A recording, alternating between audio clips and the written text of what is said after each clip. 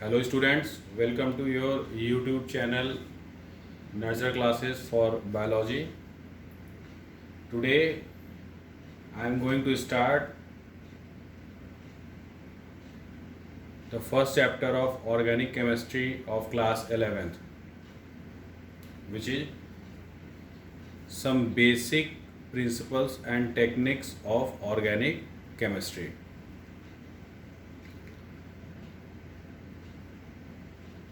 In this lecture we will cover introduction of organic chemistry, in which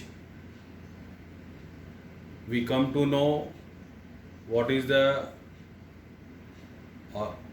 organic chemistry and what are the discoveries related with organic chemistry. Now let's start the chapter with introduction in short.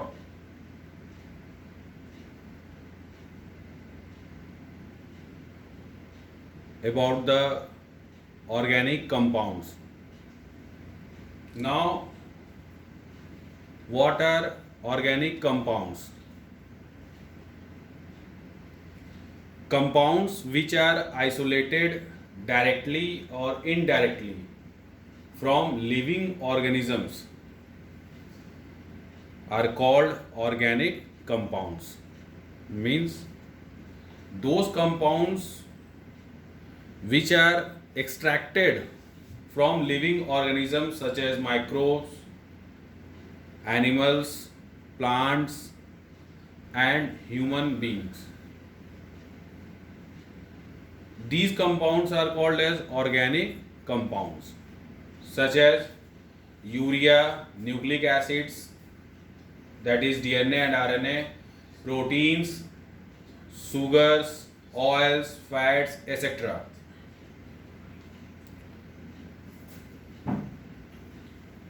And the branch of chemistry that deals with the study of these compounds, that is organic compounds, is called organic chemistry. Means आज हम class 11th organic chemistry start करने जा रहे हैं, जिसका नाम है some basic principles and techniques. और आज के पहले लेक्चर में हम उसके इंट्रोडक्शन के बारे में और उससे जुड़े जितने भी डिस्कवरीज हुई उनको हम जानेंगे। तो सबसे पहले हम ये जान लेते हैं कि ऑर्गेनिक कंपाउंड्स होते क्या हैं। तो ऑर्गेनिक कंपाउंड्स क्या होते हैं कि जो कंपाउंड्स डायरेक्टली या indirectly living organisms means microbes, plants, animals, human being etcetera, इनसे डायरेक्टली या इनडायरेक्टली एक्सट्रैक्ट किया जा सके, उसी कंपाउंड्स को हम ऑर्गेनिक कंपाउंड्स कहते हैं। जैसे यूरिया, जो कि ह्यूमन यूरिन का इम्पॉर्टेंट कंपोजिशन है। न्यूक्लिक एसिड्स जैसे डीएनए, आरएनए, दोनों ही टाइप ऑफ न्यूक्लिक एसिड्स है। Proteins, fats, oils, sugar, carbohydrates etcetera. और केमिस्ट्री के जिस ब्रांच में हम इन कंपाउंड्स के बारे में, मतलब ऑर्गेनिक कंपाउंड्स के बारे में पढ़ते हैं, जानते हैं, उनकी प्रॉपर्टीज, केमिकल प्रॉपर्टीज या उनका एप्लीकेशन, तो उस ब्रांच ऑफ केमिस्ट्री को ही हम ऑर्गेनिक केमिस्ट्री कहते हैं। तो ये तो हुआ क्लासिक डिफिनीशन ऑर्गेनिक केमिस्ट्री का। But The modern definition of organic chemistry is related with compounds of carbon, in which carbon is covalently bonded with other carbon atoms as well as atoms of other elements such as phones, means PHONSH. That is, P represent for phosphorus, H for halogens such as chlorine, bromine, iodine and fluorine, etc. O for oxygen, N for nitrogen, S for sulfur and H for hydrogen are called organic compounds, and study of these carbon compounds are called as organic chemistry. There are certain exceptions which are composed of carbon, but due to having different properties, they are studied under the inorganic chemistry, such as carbon monoxide, carbon dioxide, carbonic acid, metal carbonates, metal carbonyls, cyanides and carbides, etc. Therefore, we can say in terms of carbon compounds, organic chemistry deals about the study of hydrocarbons and their derivatives. Derivative means one of the hydrogen of hydrocarbons can be replaced with one of these elements, that is phones. Either it is phosphorus or halogens or oxygen or nitrogen or sulfur or all of them. These are called derivatives of hydrocarbons. Means अगर हम बात करें carbon compounds के respect में, तो carbon के compounds को जिस ब्रांच ऑफ केमिस्ट्री में पढ़ते हैं उसी को हम क्या कहते हैं, organic chemistry. Means organic chemistry में हम हाइड्रोकार्बन्स और उसके डेरिवेटिव्स कंपाउंड्स को पढ़ते हैं। तो कार्बन कंपाउंड्स क्या होते हैं? कार्बन जब दूसरे कार्बन एटम्स या phones, phosphorus, hydrogen, oxygen, nitrogen, sulphur और हैलोजन किसी भी एलिमेंट्स के एटम से कोवैलेंटली बॉन्ड होता है, उसको हम क्या बोलते हैं? Compounds of carbon. तो ये कंपाउंड्स ऑफ कार्बन जिस ब्रांच ऑफ केमिस्ट्री में पढ़ते हैं उसको हम क्या बोलते हैं? Organic chemistry. कुछ ऐसे एक्सेप्शंस हैं जो कार्बन के तो कंपाउंड्स हैं बट उनको हम इनऑर्गेनिक केमिस्ट्री में पढ़ते हैं। क्यों? क्योंकि उनके डिफरेंट केमिकल प्रॉपर्टीज और फिजिकल प्रॉपर्टीज के वजह से।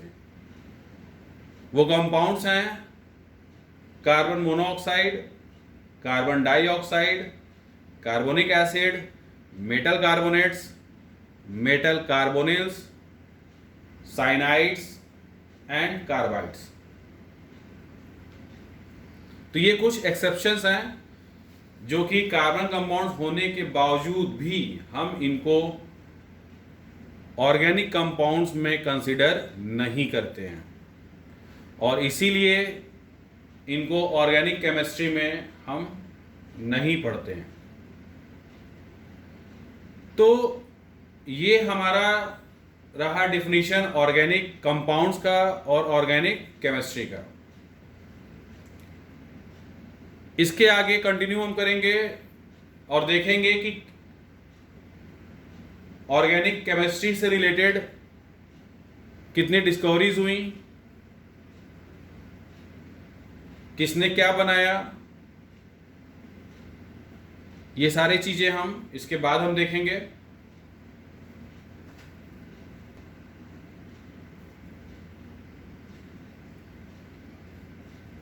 तो हम ऑर्गेनिक केमिस्ट्री के रिलेटेड डिस्कवरीज के बारे में डिस्कस करेंगे।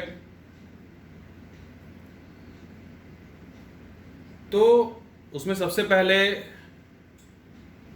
जिक्र होता है वाइटल फोर्स थ्योरी का। What is vital force theory? In 1815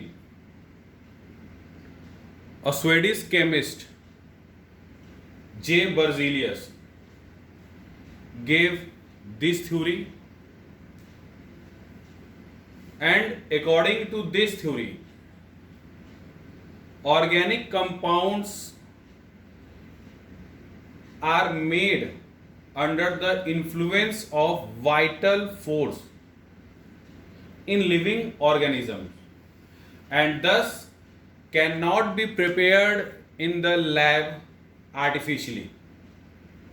Means it was J. Berzelius that propounded in 1815 that those compounds which are found in living organisms cannot be prepared in lab artificially, because these compounds are prepared under the influence of vital force that cannot be created by human being in lab.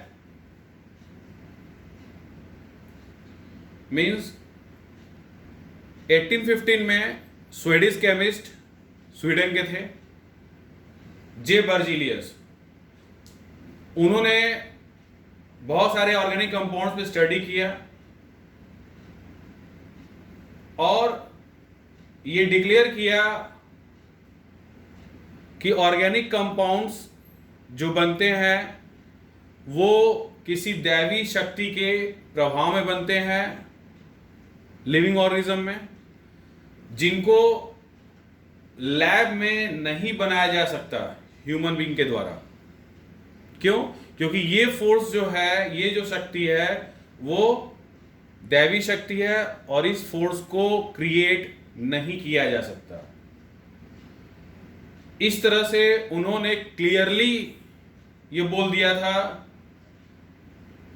कि organic compounds को हम lab में नहीं बना सकते, और कई सालों तक ये थिंकिंग कंटिन्यू रही कि कोई भी ऑर्गेनिक कंपाउंड्स जो लिविंग ऑर्गेनिज्म में पाए जाते हैं उनको आर्टिफिशियली लैब में नहीं बनाया जा सकता है। But in 1828 it was German chemist F. Wohler that accidentally, not pre-planned but accidentally produced urea, which is found in human urine, from inorganic compound ammonium cyanide. Means it was German chemist F. Wohler who was accidentally prepared urea, a organic compound which is found in human urine, from inorganic compound ammonium cyanide.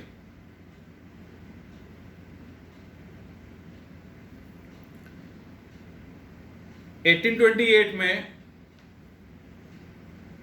German chemist थे Frederick volar, जो की reaction तो कोई और करा रहे थे, वो कुछ और सोच के कर रहे थे, बट अपने से घटना स्वरूप उनसे यूरिया बन गया, जो कि ऑर्गेनिक कंपाउंड होता है, ह्यूमन यूरिन में पाया जाता है, और वो भी इनऑर्गेनिक कंपाउंड अमोनियम साइनेट से। तो जब ये बना तो वो भी बहुत आश्चर्य किए, और उन्होंने जो एक्सपेरिमेंट सेटअप किया था उसको बार बार उसको रिपीट उन्होंने किया। पीपीटी को मैक्सिमाइज कर दीजिएगा।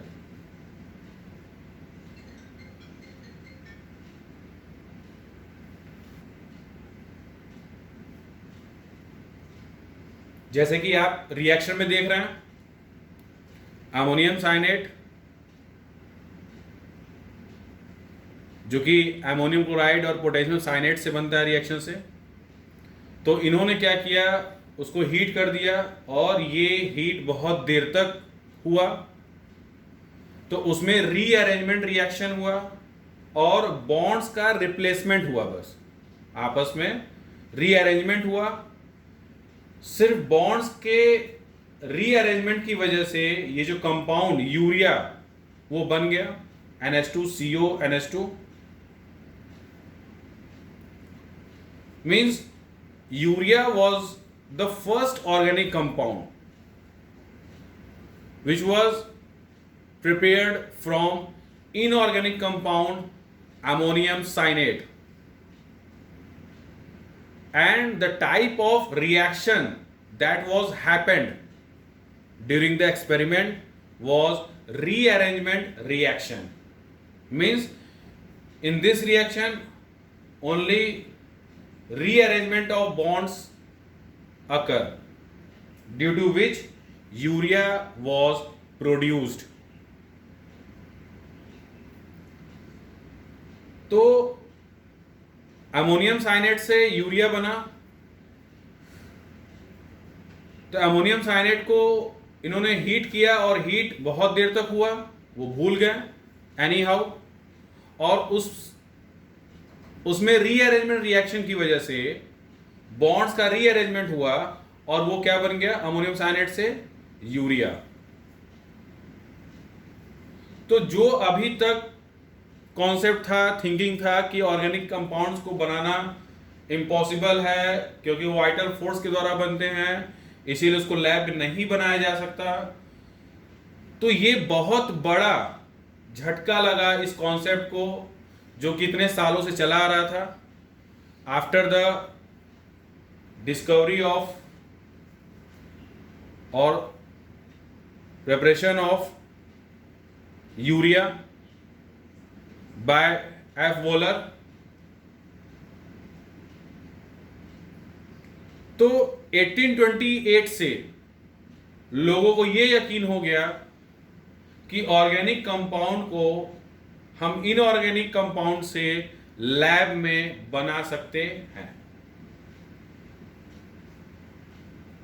तो जब ये यूरिया बना, उसके बाद और भी केमिस्ट और दूसरे कंपाउंड्स बनाने के लिए मोटिवेट हुए। Similarly in 1845 it was Hermann Kolbe who was produced acetic acid, means ethanoic acid, from inorganic carbon and hydrogen. As you can see the reaction, when carbon react with hydrogen under the influence of electric arc to form acetylene, means ethine, and when ethine is react with dilute sulfuric acid and HgSO4 to form acetaldehyde, and when acetaldehyde undergoes oxidation, it will form acetic acid. In this way, acetic acid was produced from inorganic carbon and hydrogen. and after some years it was Berthelot that produced methane in 1856. तो इसी तरह Harman Kolbe ने acetic acid बनाया 1845 में, inorganic carbon hydrogen का reaction कराया electric arc के presence में, उसके इन्फ्लुएंस में एसिटाइलिन बना और एसिटाइलिन को रिएक्ट कराया सल्फ्यूरिक एसिड्स और मर्क्यूरिक सल्फेट से, तो एसिडल्डिहाइड बना। एथेनॉल और एथेनॉल का जब ऑक्सीडेशन हुआ तो क्या बना, एथेनोइक एसिड या एसिटिक एसिड। और इसी तरह 1856 में बर्थलॉट ने मीथेन प्रोड्यूस किया। तो इस तरह से पूरी तरीके से ये कॉन्सेप्ट, ये थिंकिंग खत्म हो गया कि ऑर्गेनिक कंपाउंड्स को हम लैब में नहीं बना सकते आर्टिफिशियली। जैसा कि इतने सारे कंपाउंड्स बने वो भी इनऑर्गेनिक कंपाउंड से और लैब में। Therefore, the point to be remember that it was Frederick Wöhler who was accidentally produced urea in 1828 from inorganic compound ammonium cyanide. Means urea was the first organic compound which was produced from inorganic compound, and Wöhler was the first chemist that disproved the theory of vital force given by J. Berzelius. And the type of reaction that was happened during the formation of urea from ammonium cyanide was rearrangement reaction. And next one is acetic acid, which was produced by Hermann Kolbe in 1845. And the next one is methane, which was produced by Berthelot in 1856. Now, students, we have completed the introduction part of this chapter. In the next lecture, we will discuss about the versatile nature of carbon, due to which there are lots of carbon compounds are possible, and types of hybridization. And after that we will do the different types of representation of organic compounds and nomenclature.